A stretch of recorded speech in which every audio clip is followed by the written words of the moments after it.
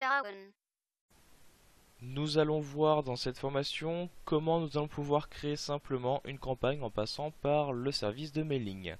Alors je suis ici sur mon tableau de bord, donc on part du principe que nous avons déjà créé un compte, nous sommes connectés sur le service, à la connexion nous arrivons sur ce tableau de bord qui est un récapitulatif des différentes campagnes que vous avez envoyées.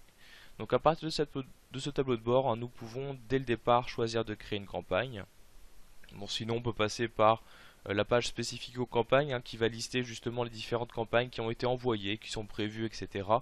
Bref, nous retrouvons sur cette page le bouton créer une campagne. Donc nous cliquons dessus pour créer une nouvelle campagne. Donc cette campagne, nous allons lui donner un nom. Donc non que la personne qui va recevoir l'email ne va pas voir ce nom-là, c'est juste nous de notre côté afin de pouvoir identifier le but de cette campagne. Alors je vais moi l'appeler tout simplement campagne screencast. L'objet, donc là en revanche, l'objet c'est ce qui va être lu par les utilisateurs.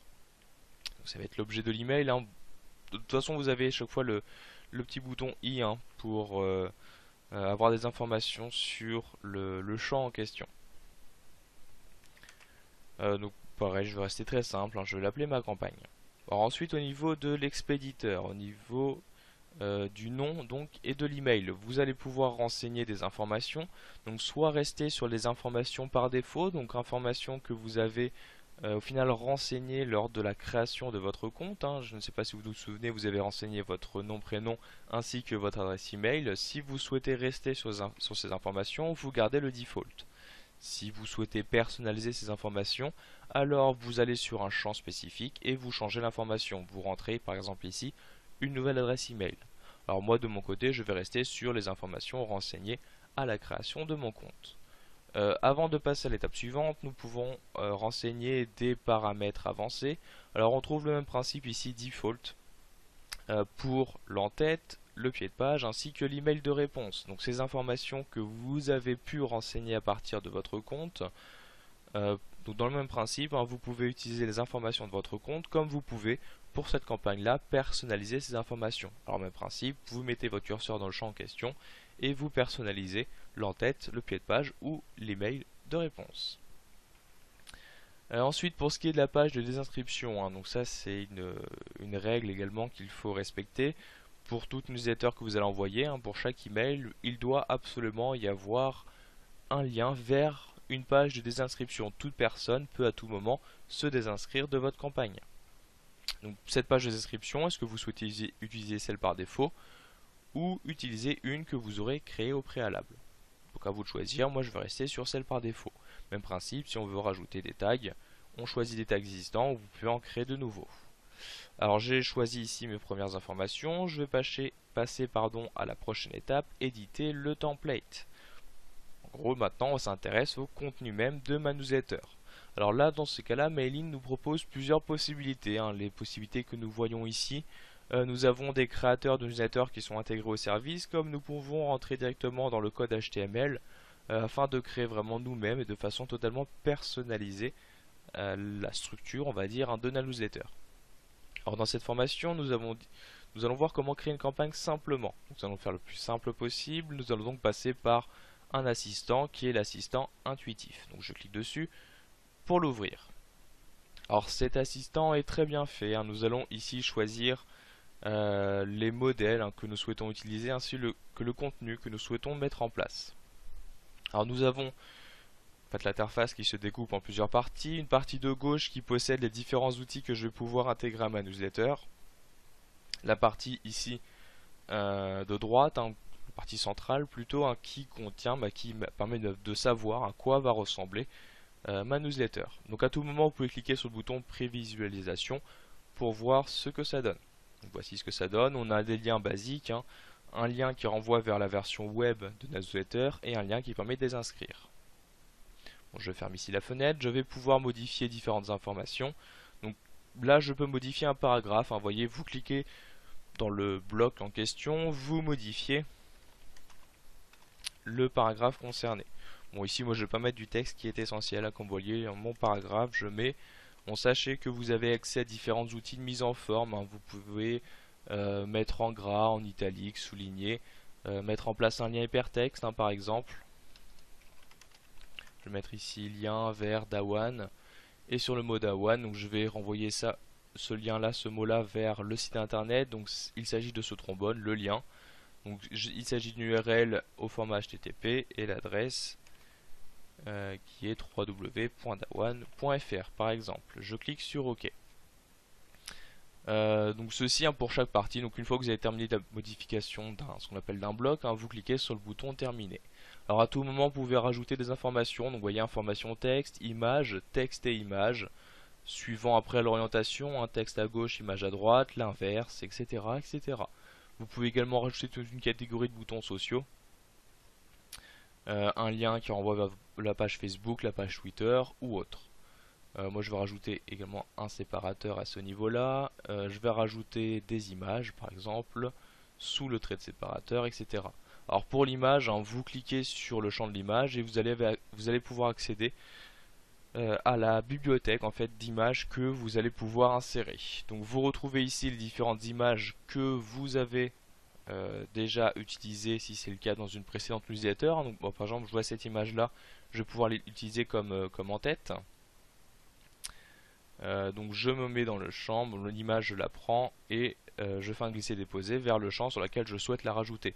Automatiquement le champ va automatiquement se réadapter, hein, se redimensionner afin de prendre en compte l'intégralité de l'image. Donc image que je peux à tout moment modifier en cliquant sur le bouton éditer. Et là du coup je vais pouvoir rajouter un lien hypertexte. Donc quand la personne va cliquer sur l'image, ça la renvoie vers telle adresse. Donc moi je vais faire annuler, hein, ça ne m'intéresse pas cette partie là.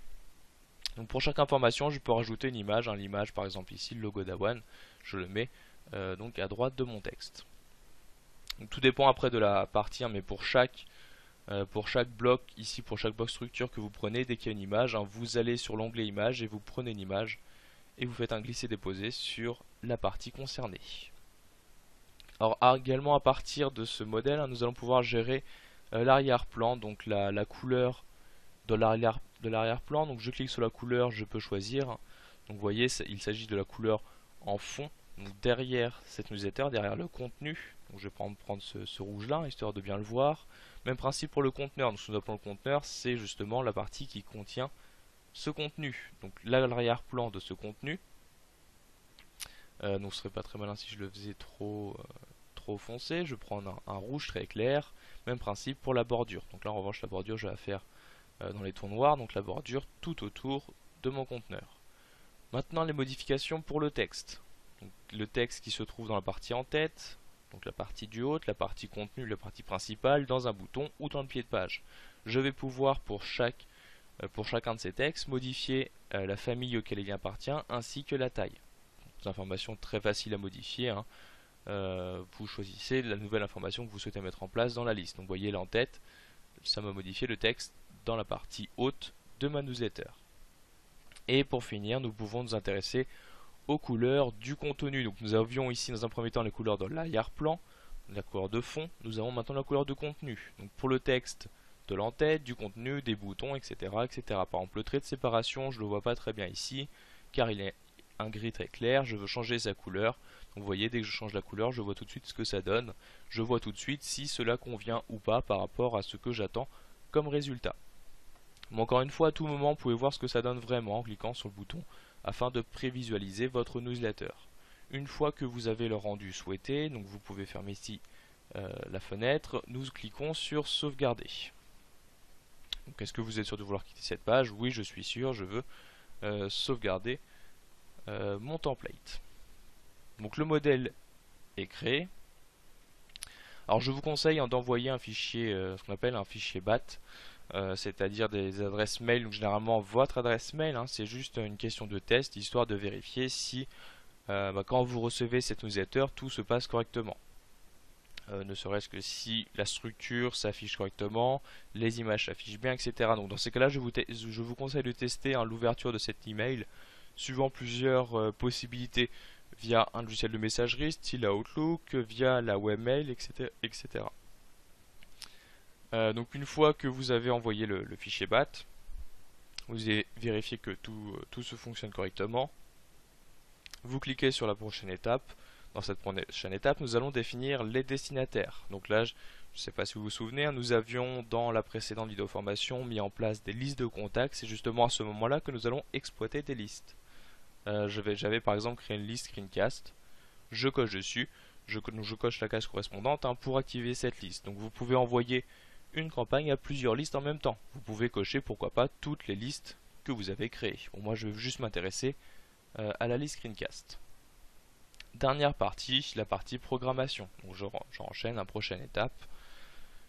Et dans cette dernière partie, donc nous avons ici forcément un aperçu de nos newsletters, hein, qu'est-ce que les personnes vont recevoir comme email. Et en dernière étape ici, quand est-ce que je souhaite programmer cette newsletter. Donc par exemple je vais la programmer pour demain, donc le 10 décembre 2013, et on la met à une certaine heure.